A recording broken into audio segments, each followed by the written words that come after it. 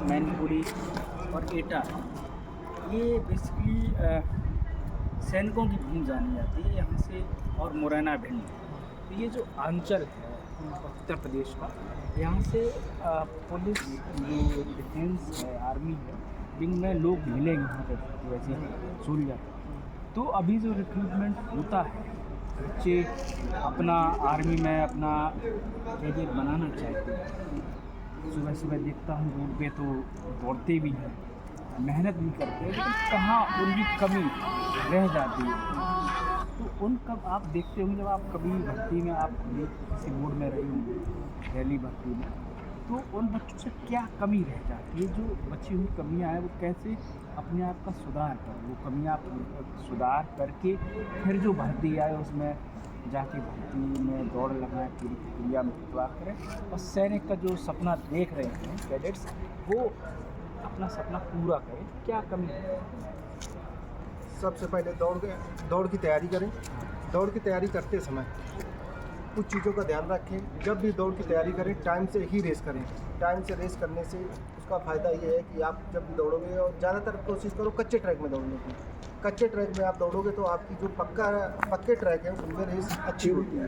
और जो जैसे कच्चे ट्रैक, जो पक्के ट्रैक में प्रैक्टिस करते हैं और कच्चे ट्रैक में दौड़ना पड़ता है, उसमें ज़्यादा जान लगती है। तो इसलिए पहले से कच्चे ट्रैक का इस्तेमाल करें। जैसे अभी भी इतनी भर्ती हुई थी तो बच्चे कह रहे थे पैर पसंद नहीं, तो क्या यहाँ पे स्पाइक शूज़ पहन के आप दौड़ सकते हो, लेकिन उसका ये है कि क्या नाम है, उसको जब भी आप चलते रहोगे ना, रेस करते समय सबसे बड़ी चीज़ नंगे पैर का। ज़्यादातर हम लोग क्या है, नंगे पैर रेस ज़्यादा करते हैं। ग्राउंड में क्या होता है, नंगे पैरों का इस्तेमाल ज़्यादा करते हैं। तो नंगे पैर दौड़ने से आपका स्लिप नहीं होगा, और ग्राउंड से, क्योंकि ज़्यादातर कच्चे ग्राउंड होते हैं, उसमें अगर स्पेस जूते भी पहन के दौड़ोगे तब भी कोई प्रॉब्लम नहीं है। लेकिन प्रैक्टिस जब भी करते हो जूता पहन के प्रैक्टिस करो। जूता का पहन के प्रैक्टिस करने से क्या है, जब आप नंगे पैर दौड़ोगे ना तो आपके पैर खुले हुए होंगे। दूसरा, जैसे रेस बच्चे ने निकाल ली तो आगे की प्रक्रिया क्या क्या होती है? जब बच्चा रेस निकाल लेता है, उससे सबसे पहले फिजिकल में ही पूरा आ जाता है। दौड़ निकालने के बाद उसकी 10 बीम होती हैं जो एक्सीलेंट होती हैं, और इसके बाद 7, 8 या 9 गुड डिग्री होती है। फिर इसके बाद जो कम लगाता है वो स्टेटस में आ जाते हैं, मतलब नंबर पर आते हैं। इसके अलावा 9 फीट डिच, इसको हम गाँव की भाषा में बोल सकते हैं, पैथा भी बोल सकते हैं, या गड्ढा बोल सकते हैं, और हाई जंप भी बोलते हैं, लॉन्ग जंप बोल देते हैं। लंबी कूद नहीं होती गाँव में, लंबी कूद भी बोल सकते हैं। उसको क्रॉस करने के लिए पानी पिए आया है। फिर इसके बाद और क्या? ठीक है, पानी पी जाए। फिर इसके बाद कागज चेक होते हैं बच्चों की, सनद, इसके अलावा मार्कशीट, जात प्रमाण पत्र, निवास प्रमाण पत्र, आधार कार्ड, पैन कार्ड, इन सब की जाँच होती है। कागज सही होने पर तो इसके बाद अगली कार्रवाई मेडिकल के लिए 1.5 महीने। तो जब इन बच्चों की जब कागज देख ली वो भी ठीक है, तो इसके बाद ओवरऑल मेरिट बनती है कि आगे का प्रोसीजर बढ़ेगा? नहीं, इसके बाद जैसे मेडिकल हो गया, मेडिकल बच्चा फिट हो गया, फिर इसके बाद ओवरऑल मेरिट बनती है। इसमें फिजिकल और रिटर्न पूरे नंबर जोड़ते हैं। इसमें फिजिकल और रिटर्न के पूरे नंबर जोड़ते हैं इसमें। जैसे 100 का 100 आपका फिजिकल का है, और रिटर्न में आपके आगे मान लो 50 मतलब मेरिट उठी जाके 200 में, या 150 में उठती है, 160 में उठती है, तो आपको 60 या 70 नंबर लाने की ज़रूरत है। बाकी जैसे जिसके फिजिकल में नंबर कम है, जैसे किसी का 80 है, किसी की 70 है, तो फिजिकल जितना है 100 में 100 होना चाहिए। फिजिकल की ज़्यादातर कोशिश करनी चाहिए। अच्छा, लेकिन कहते हैं कि अगर कोई बच्चा एनसीसी किए है, बी किए, ए किए, एससी सर्टिफिकेट किए, तो क्या उस क्राइटेरिया होता भर्ती के टाइम में जो ओवरऑल मेरिट बच्ची, क्या उसका फ़ायदा मिलता है? हाँ, उसका फ़ायदा मिलता है। उसमें 10% आपको छूट है। चाहे आप अफसर की देखो, चाहे और जवान की देखो, सबकी 10% सब जगह छूट है। चाहे पुलिस हो गई, चाहे अपने CISF है, SF है, ITBP है, BSF है, ITBP है, जितने भी अर्धसैनिक बल है, सबके सब में 10% की छूट है।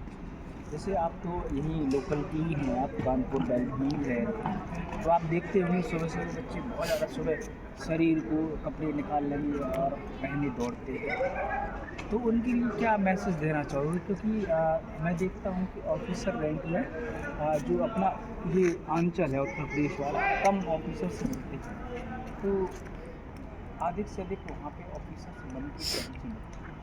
कैडेट्स हैं हमारे पास, तो क्या चीज़ें करें इससे वो 12वीं करने के बाद ये अपना एनडीए से तैयारी करें, एनडीए या एसएससी के थ्रू तैयारी करें, ताकि क्या नाम है और लंबे समय से मतलब इसका ध्यान दें। जब भी भर्ती निकलती है एनडीए की उसमें टेस्ट दें, टेस्ट क्वालिफाई होने पर सबसे बड़ा इसका होता है वाइवा। जितना भी जीके मौखिक जो होता है ना, तो मौखिक टेस्ट होते हैं, उसमें सबसे ज़्यादा ध्यान देने की ज़रूरत है, उसी में सबसे ज़्यादा निकलता है। जिसको हम कह सकते हैं एसएसबी। हाँ, फर्स्ट डे स्क्रीनिंग होता है। अगर बच्चा डिफेंस में एज ऑफिसर्स अगर एंट्री चाहता है, जैसे आपकी एक टीएस एंट्री होती है, टेक्निकल एंट्री स्कीम। दूसरा होता है अगर आपने बीटेक किया है तो एक होती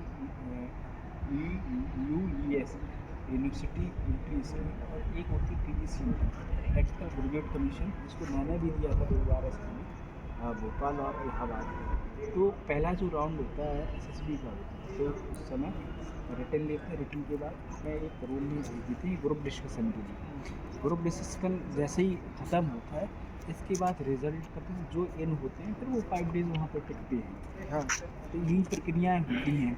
तो मैं ये चाहता हूँ कि जैसे इटावा से ऑफिसर्स निकल के जाएँ, तो ये उद्देश्य है एनसीसी लेने का बच्चों का। आईटीआई में लेते हैं एनसीसी और निकलते भी हैं। पिछली बार कैडेट अनमोल था, वो लास्ट मेरिट आउट हुआ। उससे पहले और भी कैडेट हुए हैं जो नहीं पहुंच पाए थे। तो मेरा तो यही सपना है कि मैं खुद डिफेंस में जाना चाहता था, लेकिन जो डिफेंस होता है उसमें 99.99 नहीं लेती है, 100% लेती है। तो एक ऑफिसर्स के अंदर में लगभग में एक पूरी 135 की पूरी कॉर्प्स रहती है। तो क्या चीज़ें रह जाती हैं कि बच्चे पहुंच तो जाते हैं, लेकिन पहुंचते पहुंचते पीछे रह जाते हैं। रिटर्न तो सारे बच्चे निकाल लेते हैं, रिटर्न में कोई प्रॉब्लम नहीं, हाँ। रिटर्न सारे बच्चे निकाल लेते हैं। जो बच्चा रिटर्न देगा वो निकाल लेगा, जो अच्छे से थोड़ा पढ़ा लिखा है, ज़्यादातर रिटर्न निकाल ही लेते हैं। मेन होता है मौखिक जो वाइवा होता है, उसी में सबसे ज़्यादा बच्चे निकलते हैं।